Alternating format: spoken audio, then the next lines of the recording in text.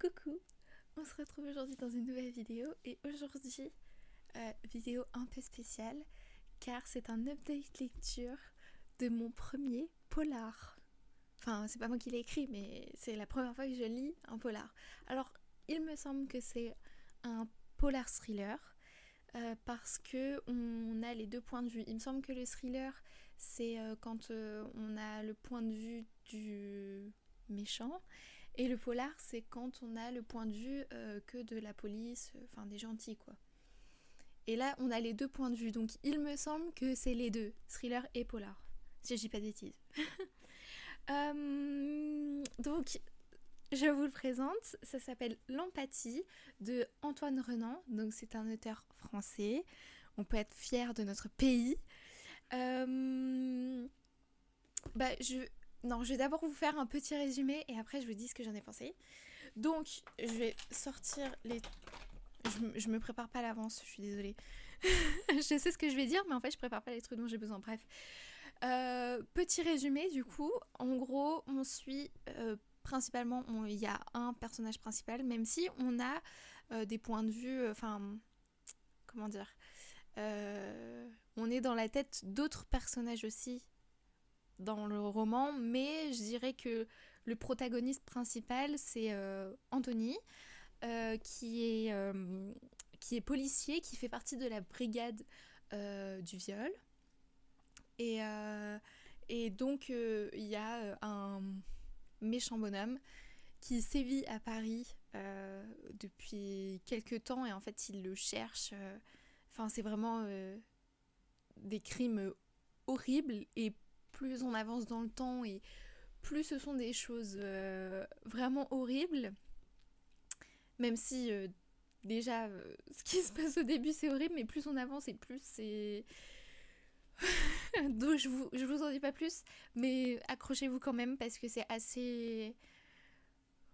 ça remue un peu, hein, ça nous ménage pas, c'est écrit, enfin c'est très direct dans la manière d'écrire, même si c'est très bien écrit.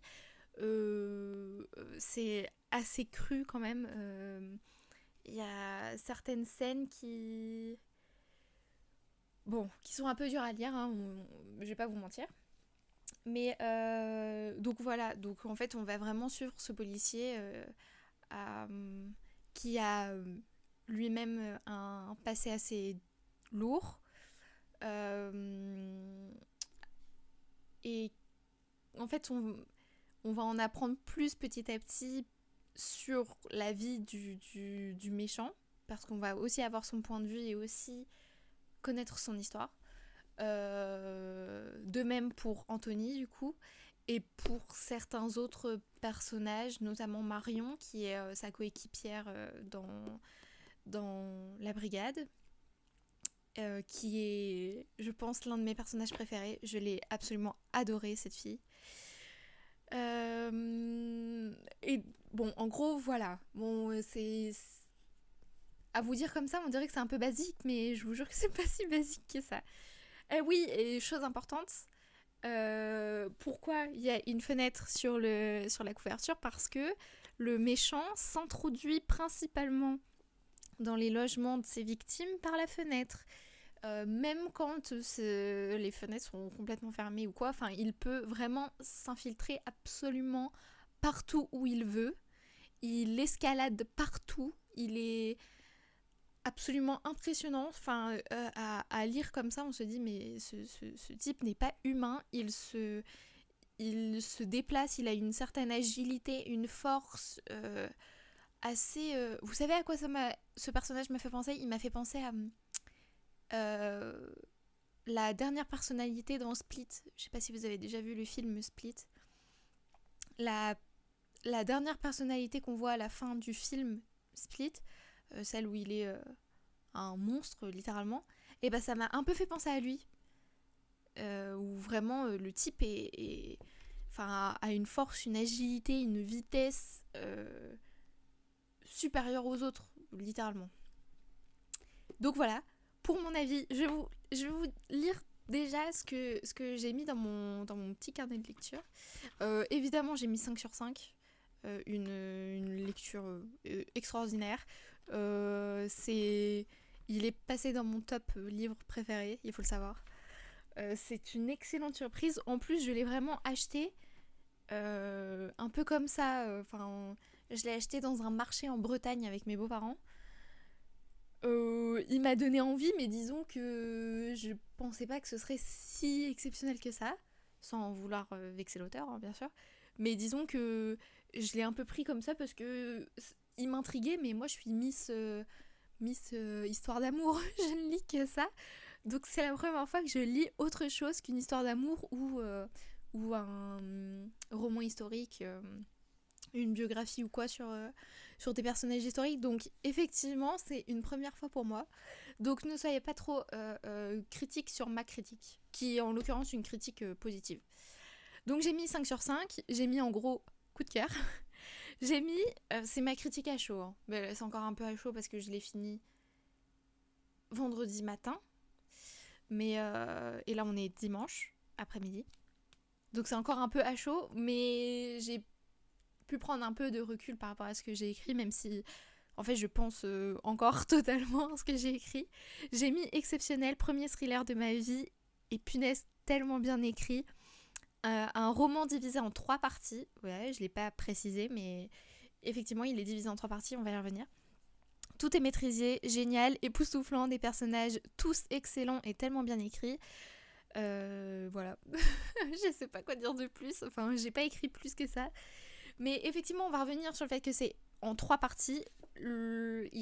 Effectivement, il est divisé en 3 parties.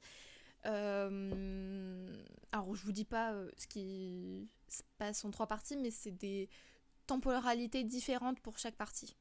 La première partie, c'est vraiment l'enquête, où on découvre ce personnage littéralement machiavélique, le diable en personne. Deuxième partie, c'est après. Troisième partie, c'est après.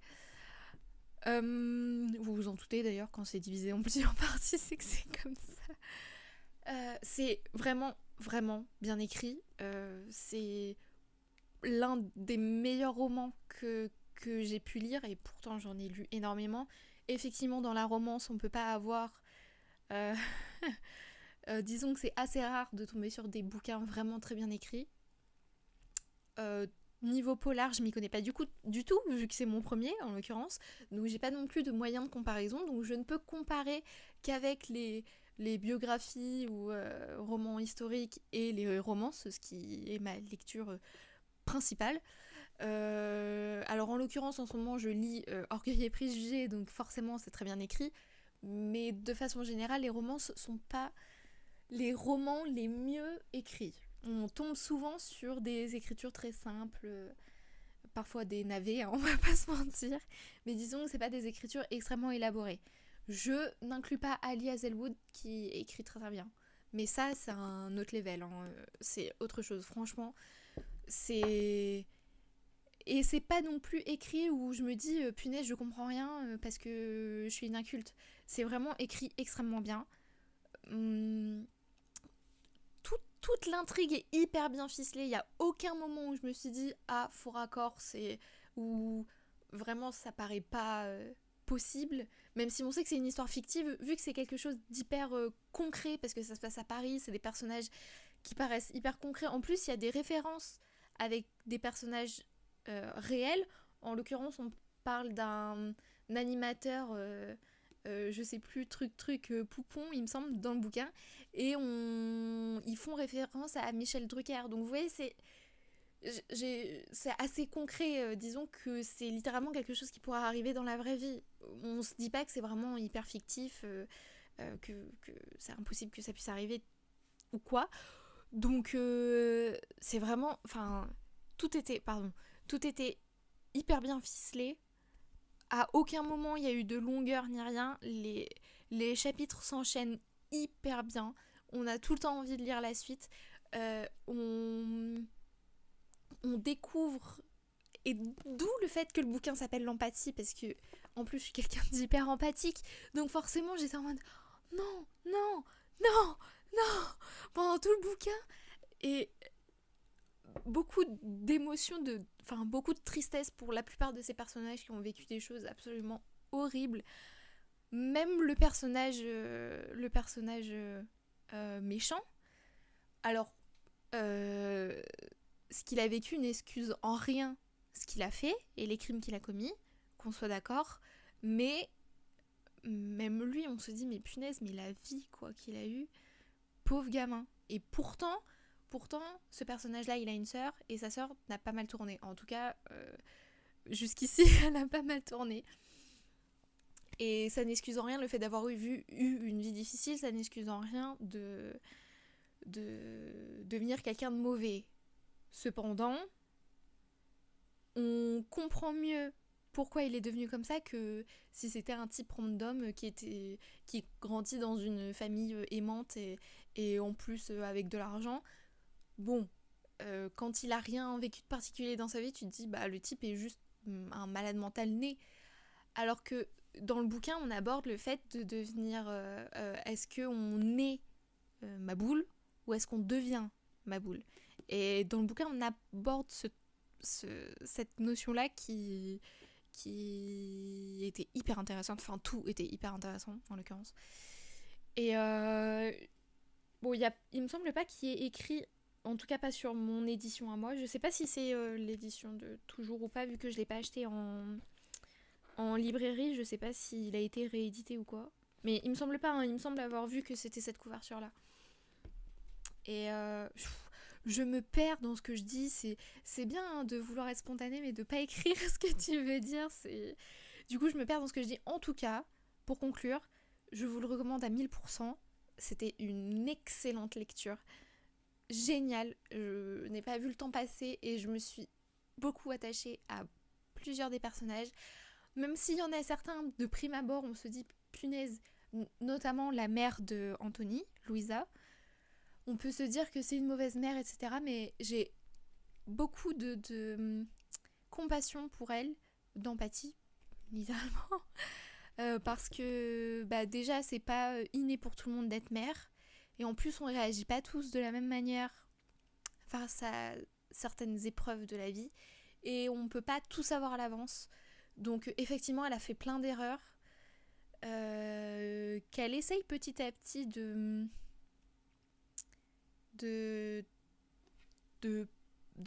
régler les choses qu'elle a elle-même créées, en l'occurrence.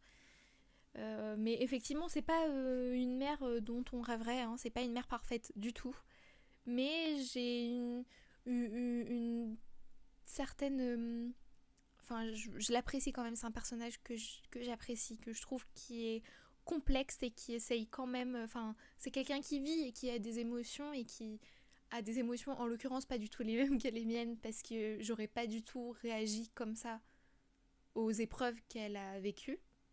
Mais c'est comme ça pour tout le monde en fait, on réagit pas du tout tous de la même manière. Et je pense que c'est le principal désaccord entre elle et son fils. Parce qu'ils réagissent pas du tout de la même manière et que du coup en fait ça a créé malheureusement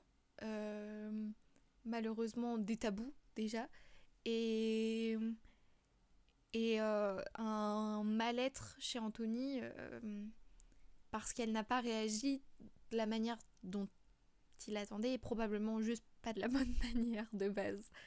Mais on n'est pas tous parfaits et le principal c'est de déjà pouvoir s'en rendre compte et de pouvoir essayer de changer les choses. Ce qu'elle essaye de faire au fur et à mesure du livre. Mais je vais pas vous en dire trop. Déjà, je vous dis pas quelles sont les choses auxquelles elle a dû faire face. Seule, en l'occurrence. Enfin, seule avec son fils, mais son fils était petit à ce moment-là. Enfin bon, bref. Et on apprend plein de choses et plein de rebondissements aussi, mais pas non plus trop. Je sais pas si vous voyez ce que je veux dire. Genre, ça fait pas... chose qui m'est déjà arrivé de lire où en fait il se passe un truc, chapitre d'après il se passe encore un truc où on se dit mais en fait ça ne s'arrête jamais. Alors que là vraiment je trouve que tout est hyper bien ficelé et organisé en fait. Je sais pas si vous voyez ce que je veux dire. Enfin bon, en tout cas excellente lecture, il rentre dans mon top 5 de livres préférés. Je vous ferai une vidéo sur mes bouquins préférés parce que ça évolue de mois en mois. vu que je lis beaucoup et que j'ai pas du tout les mêmes livres préférés qu'il y a 5 ans, hein, par exemple. Mais je crois que c'est la première fois que je vais intégrer autre chose qu'un livre de romance dans mon top, parce que là, je vois livre préféré mars 2024, ce ne sont que des romances. Il n'y a même pas un livre d'histoire qui m'a marqué plus que ceux qui sont là. Donc littéralement, du coup, ça m'a donné envie d'en lire d'autres. Mais en fait, il est vraiment tellement bien que j'ai peur que ce que je vais lire après, ça me déçoit. Déjà, le rayon polar, roman policier, etc., immense dans la librairie dans laquelle je vais, comparé au rayon de romance. Du coup, j'ai pas trop su vers où aller, vers quoi aller, etc. Les poils de mon chat partout, là, ça m'énerve. Donc pour l'instant les résumés que j'ai lus, etc., ça m'a pas trop... J'étais en mode ouais, ok. Je voulais essayer La femme de ménage, il me semble que ça s'appelle, qui a beaucoup tourné sur BookTok, mais je sais pas, le résumé me donne pas hyper envie, donc je sais pas trop. En tout cas, dites-moi dans les commentaires. Bon, j'en ai rarement, mais si vous en avez, dites-moi dans les commentaires si vous avez des bonnes lectures de romans thriller. Thriller, j'aime bien, hein. Vraiment j'aime bien. Polar, j'aime bien, mais en fait j'aime vraiment bien le mix thriller polar. Et j'aime bien les choses un peu brusques. Vu que je suis quelqu'un, je vais pas me jeter des fleurs, mais je suis quelqu'un d'assez douce, ça me bouscule un peu, j'aime bien. J'aime bien, ça me bouscule, ça me dresse, ça me coiffe pas dans le sens du poil. Dresse pas, non. Coiffe dans le sens du poil, c'est pas ça. Caresse dans le sens du poil, c'est ça. Ça me caresse pas dans le sens du poil. Et j'aime bien, ça change. En plus, ça me permet de réfléchir sur plein de choses. Donc vraiment très bien. Donc excellent. 5 sur 5, mais je l'ai mis dans mes coups de cœur de l'année, hein. J'ai que 6 places d'ailleurs dans ce truc-là, mais il en fait partie, hein, là. Donc voilà, je vous le recommande vraiment beaucoup. La vidéo est très longue, je m'excuse platement. Je vous fais plein de bisous. Ciao ciao.